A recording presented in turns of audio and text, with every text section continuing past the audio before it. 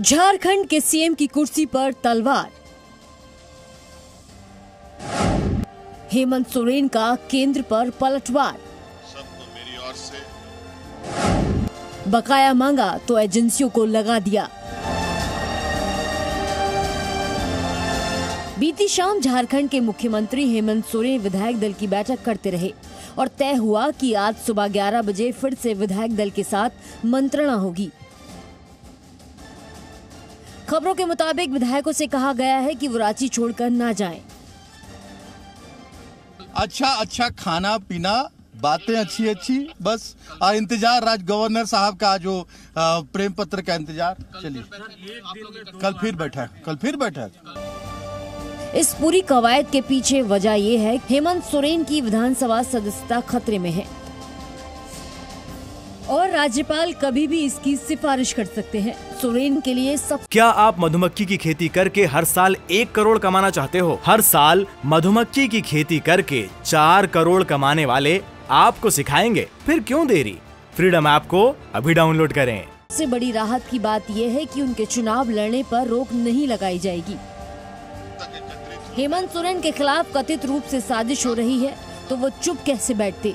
छूटते ही अपने सियासी विरोधी यानी केंद्र सरकार पर वार कर दिया। कहा कि केंद्र के सामने अपने राज्य का बकाया मांगा तो उनके पीछे एजेंसियों को लगा दिया गया।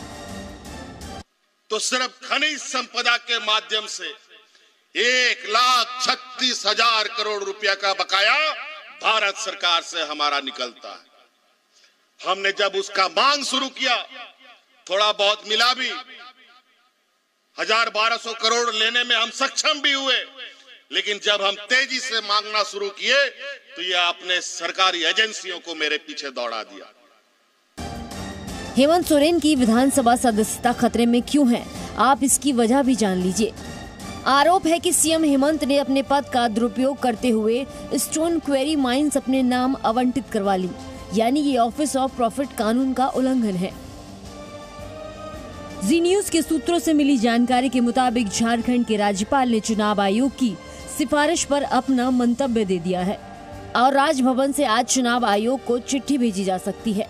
हालांकि बीजेपी चाहती है कि झारखंड में मध्यावधि चुनाव कराए जाएं।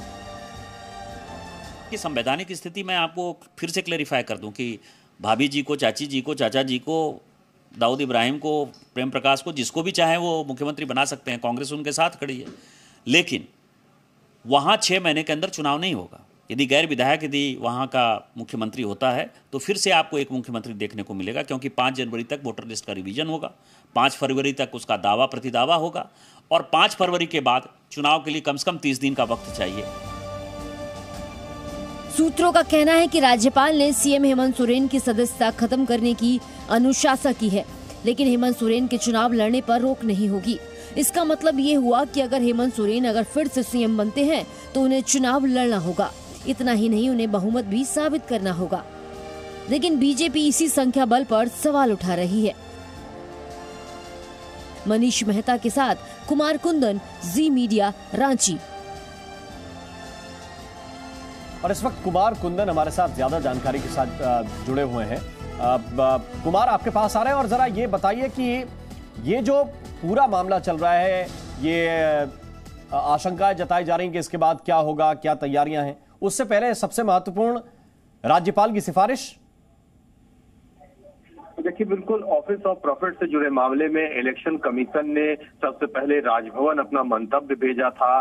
राजभवन में राज्यपाल ने 2 दिनों तक विधि विशेषज्ञों से उस पर अपनी राय ली और उसके बाद एक बार फिर राज्यपाल अपने मंतव्य के साथ अब इसे वापस इलेक्शन कमीशन भेजने की तैयारी में है और बहुत संभव है कि आज ये राजभवन से फिर से वापस दिल्ली इलेक्शन कमीशन भेज दिया जाए और उसके बाद इस मामले में notification election commission of India की तरफ से ही जारी किए जाने की बात की जा रही है। लेकिन कुल मिलाकर अगर कहा जाए तो इलेक्शन कमीशन ने जो अपना मंतव्य भेजा था अपने तरफ से, राजभवन जो पहले सिफारिश भेजी थी, उसमें मुख्यमंत्री हेमंत सोरेन की सदस्यता जाने की बात थी, सदस्यता जाती हुई दिख रही थी और कमोबेश कहे तो उसी पे राजभवन ने भी अपना मुहर लगाया है, अपना मंतव्य दिया है। विधि विशेषज्ञों से राय के बाद राजभवन ने भी सदस्यता समाप्त करने के मंतव्य के साथ अपना सिफारिश फिर से इलेक्शन कमीशन को भेज दिया है।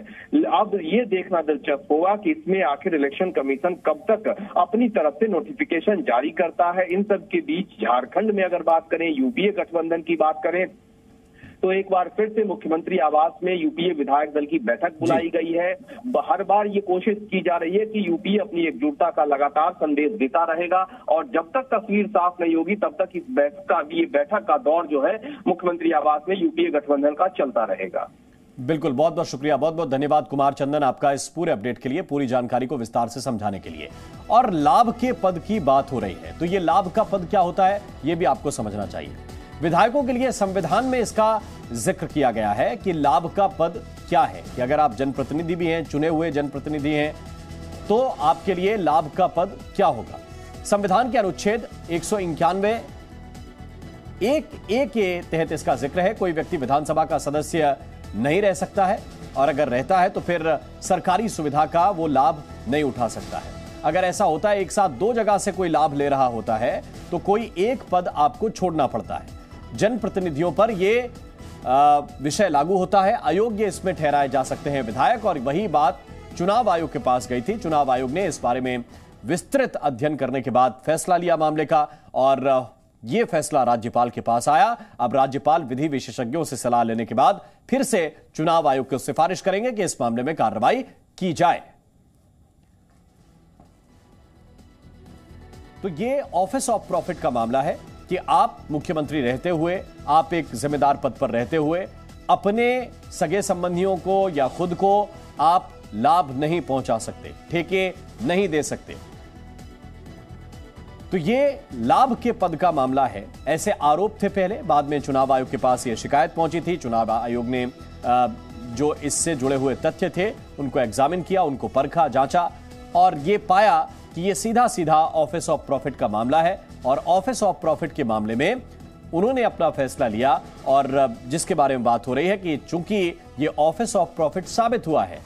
क्या आप मधुमक्खी की खेती करके हर साल 1 करोड़ कमाना चाहते हो? हर साल मधुमक्खी की खेती करके 4 करोड़ कमाने वाले आपको सिखाएंगे, फिर क्यों देरी? फ्रीडम ऐप को अभी डाउनलोड करें।